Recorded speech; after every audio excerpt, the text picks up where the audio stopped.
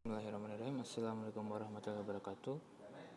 Rekan-rekan semua, pada video kali ini saya akan memaparkan penjelasan terkait dengan pembuatan suatu penampang ya pada data yang kita ambil di lapangan, lalu bagaimana caranya untuk bisa kita olah untuk menjadi suatu penampang. Nah, sebelum kita sampai ke sana, saya ingin memberikan sedikit pandangan apa fungsinya sebuah penampang. Jadi secara kasarnya penampang itu bisa memberikan kita gambaran suatu daerah secara vertikal. Jadi bukan saja dalam aspek geologi, tapi dalam aspek umum kita juga menggunakan sebuah penampang. Jadi saya akan mencoba mencontohkan penampang itu dengan gambaran mungkin ini ya. Yang umum kalian jumpai adalah seperti ini. Ketika ada suatu peta, saya gambar suatu peta di sini ya. Nah, lalu saya di peta ini terdapat suatu bukit. Oke. Ada bukit. Nah, ini kalian tahu sendiri ini namanya apa? Ini adalah suatu kontur ya. Nah, misalkan begini konturnya. Nah, begini konturnya. Kurang lebih seperti ini. Oke. Nah, oke. Lalu tentunya setiap kontur ini dia memiliki ketinggian masing-masing. Kita anggap ini 100, ini 200, yang terus 300, dan yang paling tinggi ada 400. Oke, lalu lalu bagaimana penampang pada suatu daerah ini? Jadi kita coba kupas. Misalkan kita tarik garis lurus. Kita anggap ini adalah garis A dan ini garis B. Oke. Nah, lalu target kita adalah kita membuat suatu penampang morfologi dari daerah yang kita amati ini. Nah, pertama-tama adalah kita ukur dari A dengan B, ini anggaplah A, B sama dengan mungkin kita tulis 5 km ya. Jadi nanti 5 km dengan skala 1, anggaplah ini 5 meter lah, kita anggap ini 5 meter. AB itu jarak sebenarnya biar enak ya. Berarti kita pakai skala 1:100 misalkan. Berarti kalian tarik garis A, B, atau enggak gampangnya begini, kita ikuti saja. Nah, ini garisnya nih. Nah, seperti ini ya. Jadi ini ada garis batas penampang, lalu kita lihat ada elevasi berapa yang dipotong, ada yang 100 sampai 400. Berarti dari situ kita bisa mencoba untuk membuat ini dia. Kita buat garis bantu. Nah, di sini menjelaskan 100, 200, 300, 400 gitu ya. Oke, sebentar saya hapus dulu nih garis petanya ya biar nggak membingungkan. Oke, sebentar. Ups. Nah, saya coba hapus dulu nih. Oke ya. Sip. Lalu kita lanjutkan. Kita sudah punya angkanya 300, di sini 400 ya. Nah, lalu setelah itu apa yang perlu kita lakukan? Jadi coba kita menarik garis saja. Nah, saya coba munculkan penggaris nih. Saya coba munculkan garis. Ups. Mana penggarisnya?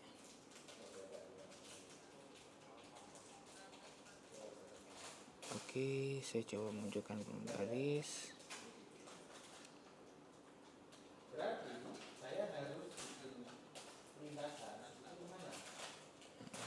Sepertinya garisnya susah muncul, jadi kita seolah-olah saja ya, kita tarik suatu garis nih.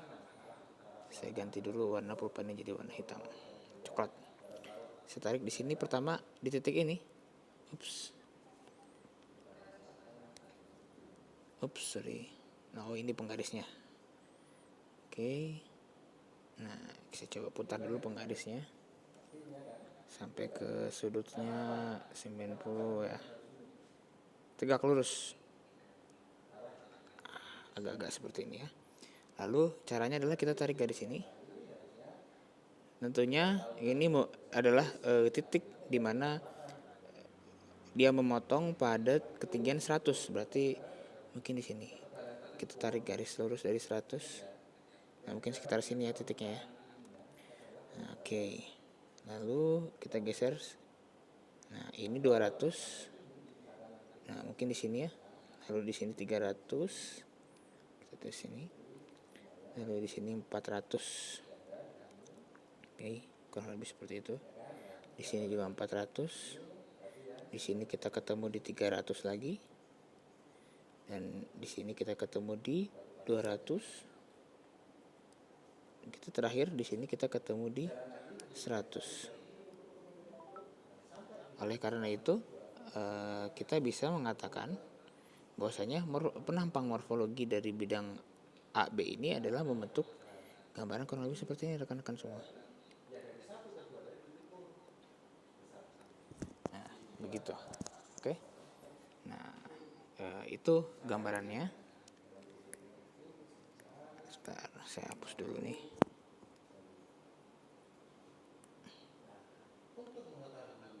Nah, lalu saya lanjutkan. Lalu langkah selanjutnya adalah ketika kalian memiliki bidang selektif ya, ini yang sudah dijelaskan juga. Nah, ini seperti ini, misalkan saya gambar begini, misalkan kalian menemukan singkapan di sini. Ini ada batu pasir, ini batu lempung, ini batu pasir lagi mungkin ya. Atau kita gambarnya gini lebih enak. Nah, ini kita gambarkan real aja. Nah, untuk batu pasir kita kasih warna kuning ya. Kita bagikan dia warna kuning. Nah, kita kuas. Ups, ketebalan. Ini kuning ya. Nah, ini kuning juga. Ini batu pasir ya. Sedangkan kita lihat yang hijau ini merupakan batu lempung. Oke ya. Nah, lalu tentunya kita lihat, kita anggap ini adalah titik.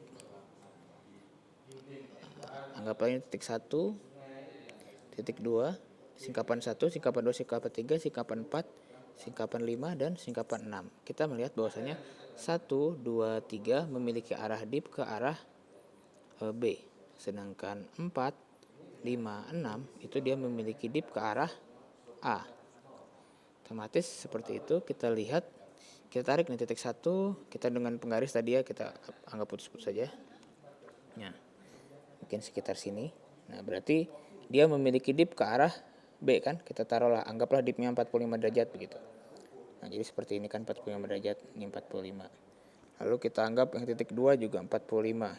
Titik 3 kita turun bawah. Nah, kita anggap di sini 45 juga. Nah, lalu ini titik 4. Nah, ini 4, anggap juga seperti ini ya kurang lebih. Nah, ini titik 5 di sini, titik 6. Nah, mungkin di sini ya. Nah, tentunya sebelum itu kita sudah mengetahui gambaran dari batuannya masing-masing ya. Kita coba gambarkan tadi, ini warna kuning bawahnya, ini juga warna kuning, ini warna kuning, ini warna kuning, sedangkan yang ini warna hijau. Nah, warna hijau begitu. Oke, setelah itu baru nanti kita sambungkan. Nanti misalkan di sini kita gambarkan bentukan, karena satu dipnya ke B dan satu dipnya ke A, ini akan ada tabrakan nih. Nah, di mana nanti kalau gambar bentukannya seperti ini, dia akan membentuk sebuah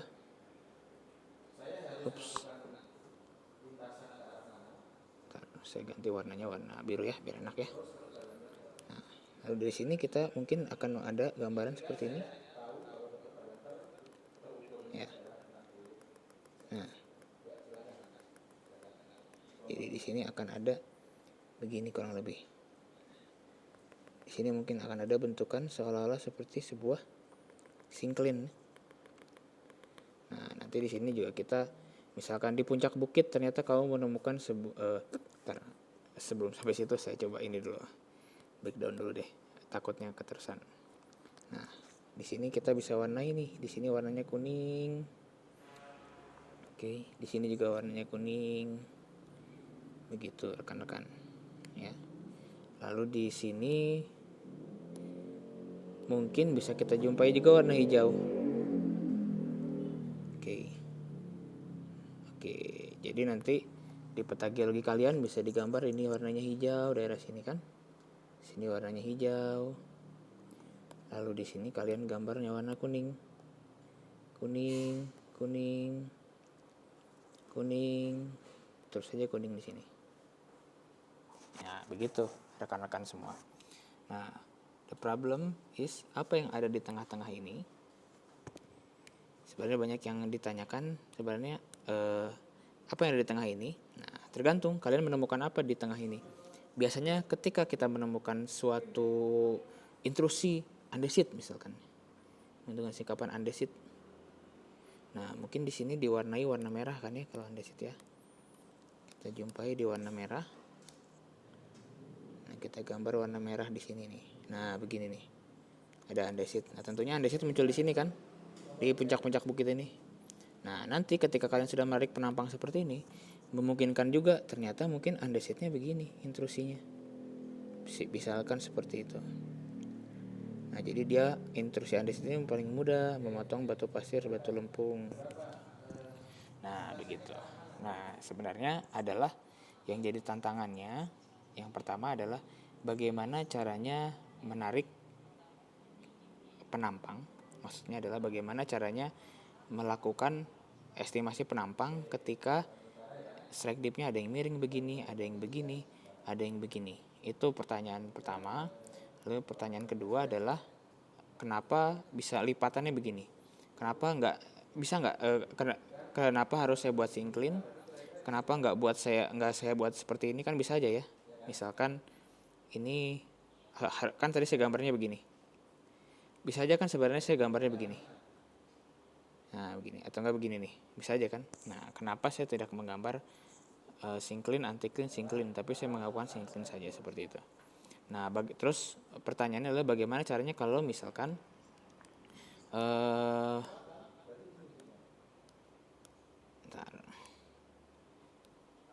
misalkan ternyata di sini kamu menemukan singkapan batu gamping.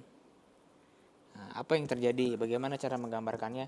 Nah, itu yang nanti akan kita bahas di video selanjutnya. Oke, terima kasih untuk video ini.